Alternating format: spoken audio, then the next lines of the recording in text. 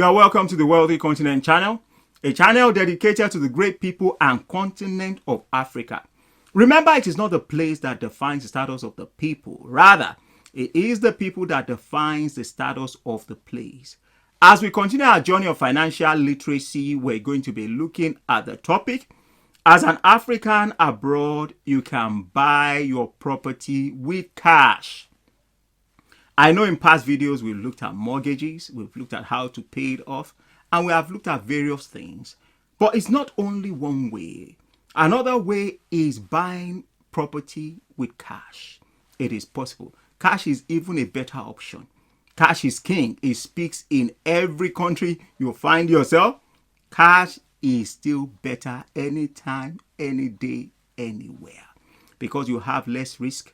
It's your property and you always get a good deal because you are paying cash. You are not waiting for any financial institution. In this video, I'm going to be looking at 7 areas where you can buy your property with cash.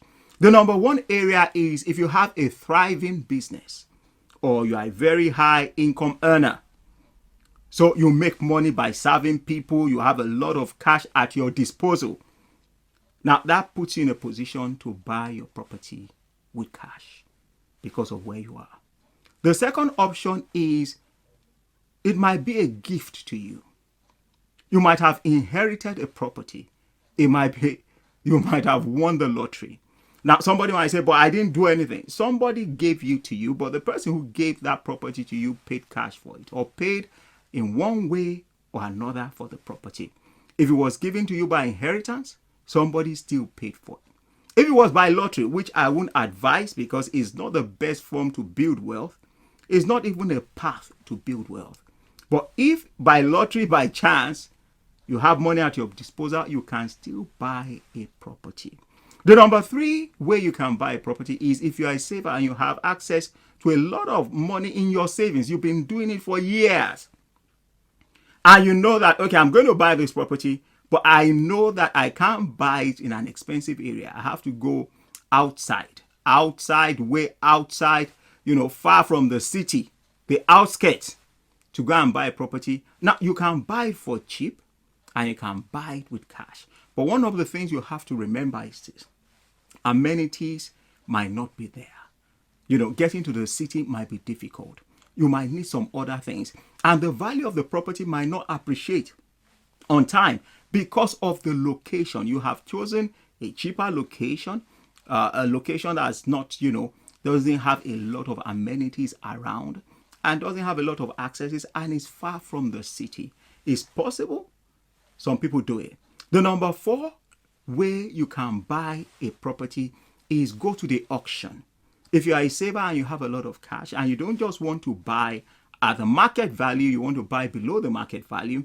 Now you get involved in an auction. You buy a property that you can still renovate, you can still do something about for cash. But you must have that money to do so. Also, with an auction, it's not just going there to say, I'm buying a property. You need to have a team who understands the demands because some people have done it and gotten their fingers burned. You need builders. You need people who will assess the property. You need surveyors, people who will look at it and advise you that, yes, this is something you can buy and we can work on, or this is something that you need to stay away from. The number 5 is look for motivated sellers. Some people call them motivated sellers. They are distressed sellers. People who have found themselves in a particular situation or circumstance and they can't make payments.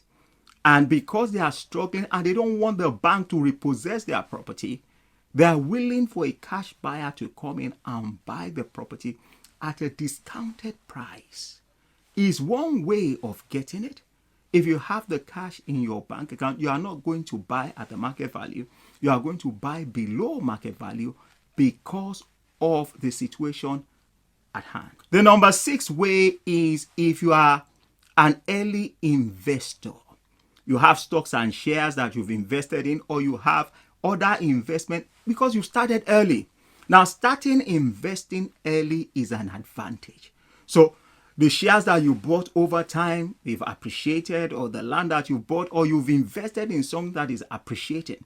Now, because you have access to that asset and you've sold it, and based on selling it, you have cash at your disposal, you can also use this cash to buy the property you desire. That's if you have been an investor for some time.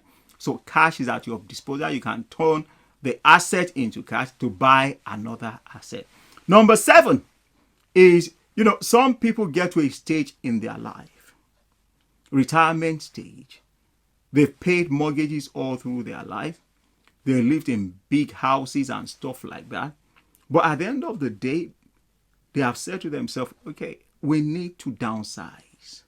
We need to look for a property that we can, live convenient, that's not, hassle cleaning it, maintaining and all those stuff. Then the person sells that property that they are living in and get the cash to buy the kind of property that fits their needs. Now, these are the 7 ways. Somebody might say, well, why don't you leverage? Why don't you borrow? Leveraging involves debt. And we are talking about buying a property with cash. If you are in the position to do so, it's better.